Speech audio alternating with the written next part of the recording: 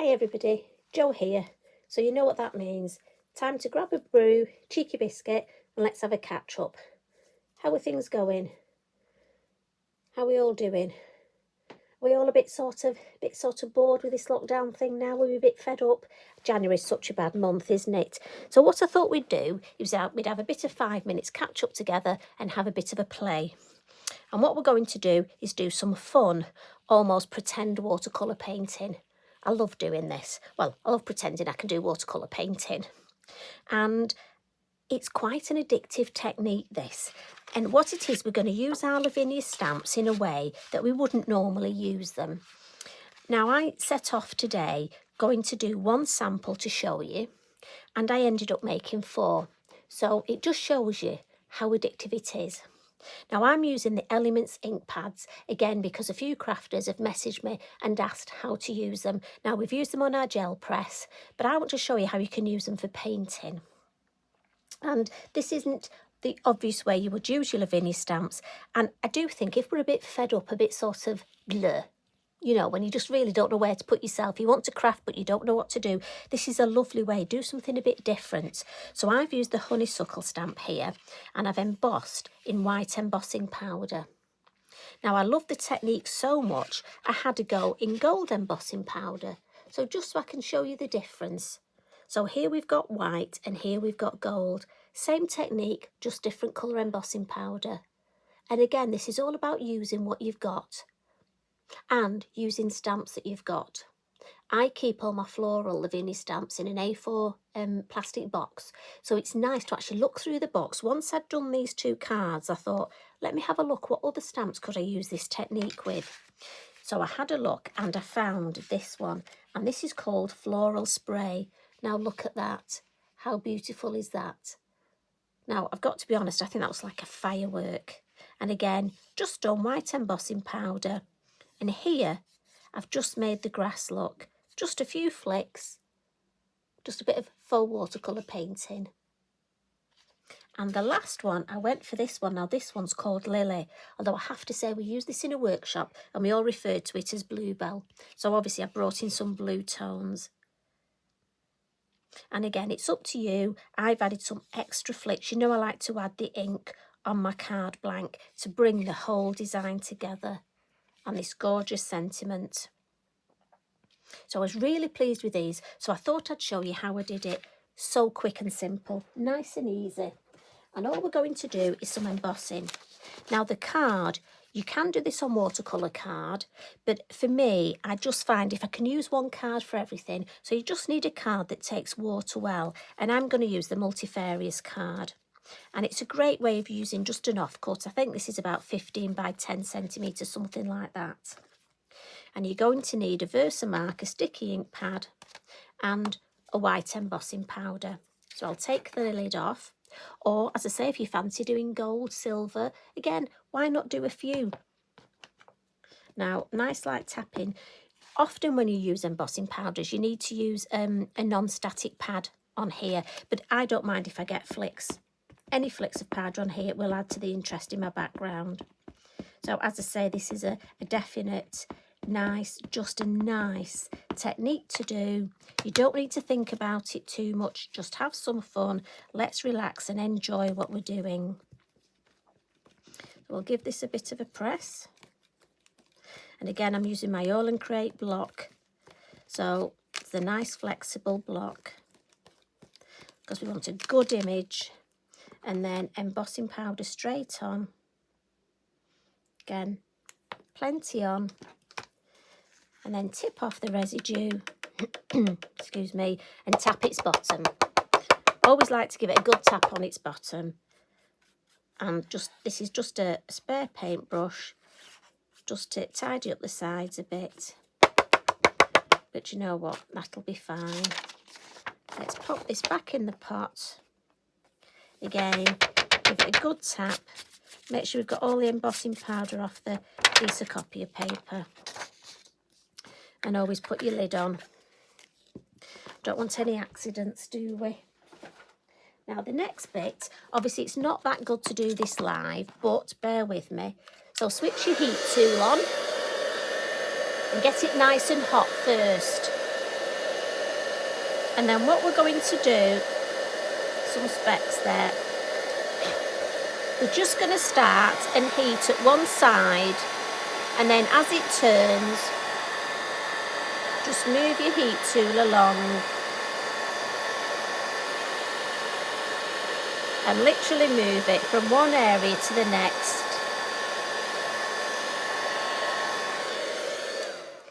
Don't overheat it, and don't do any of the wafting with your heat tool. And if you want to check that it's all, just tilt it in the light and you'll be able to check that it's all melted, and that's what we want. So as I say, that doesn't take long. I know some ladies do waft, but if you waft it actually takes longer. Just get it to heat, let it melt, and then move along all your way around. Now the next thing to do is choose your colour. So as I say, we're going to use the Elements ink pads. So I've got a few colours here. And all you're going to do is add them onto your mat. So I think we might need a bit of yellow. So I think we're going for Sundance. And we need a green, definitely. So I've gone for Pine. And then I'm not sure which of these two I'll use, so I'll just put a little bit. And I'm just using the corner, making sure I put the lids on. Now again, these are so juicy that that's why I would recommend maybe heating yourself a couple of different images and then painting them in one go. So we're going to spritz the design. And it's just nice if you wet the water first. I find you get a much better result. And I'm going to start with, my paintbrushes are in water as normal. And I'm going to start with my green. And I'm literally putting it on, look, where I want the green. But I'm actually going over. And it will run. That's fine. That's what we want. This is great. It's one of those times you can paint and you don't have to keep inside the lines. We want this lovely watery effect, look. I'm going to add some yellow. Get a piece of kitchen roll.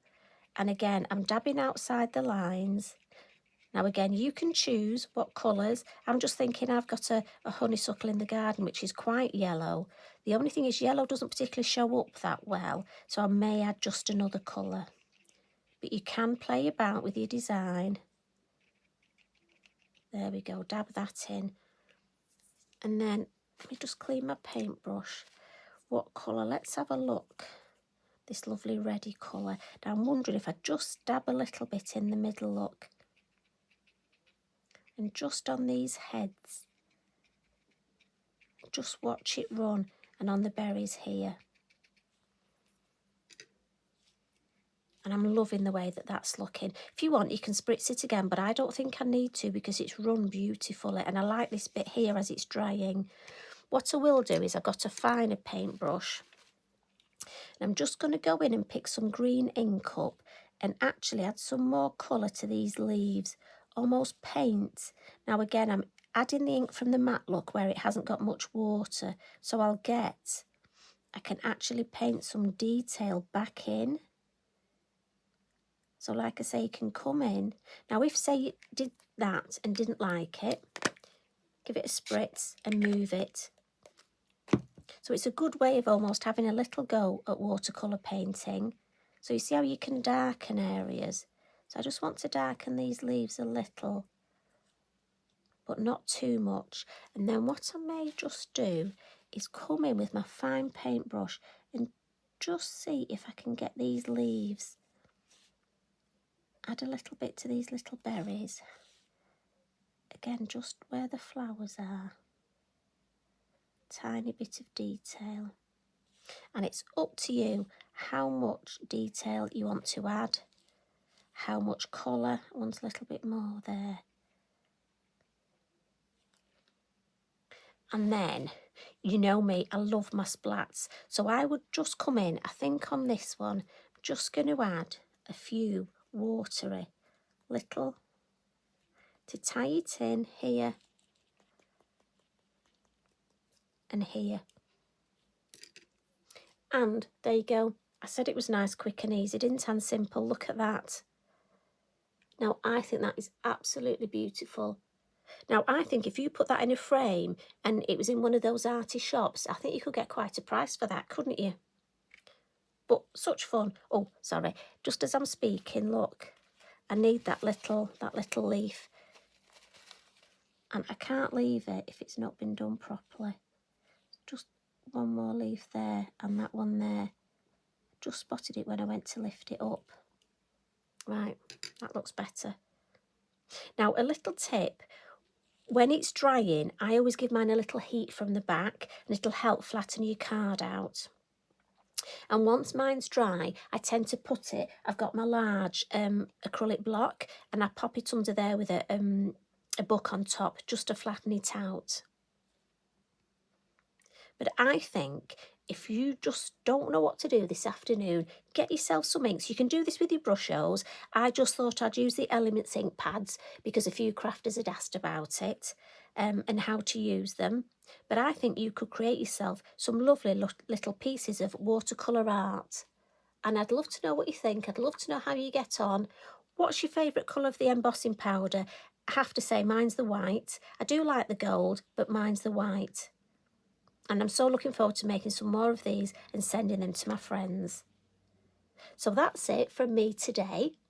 As I say, nice little quick catch up with you. I hope I've given you something to inspire you and something that you want to go and have a go at.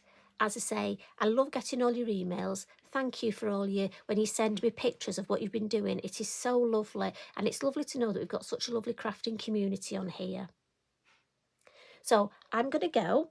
It's nearly lunchtime here, and it's soup today, leek and potato. So I'm going to leave you with this, and I'm going to say, take care, everybody. Thank you for joining me, as always, and thank you for your lovely comments. I do love reading them. Okay, take care, everybody. Bye for now.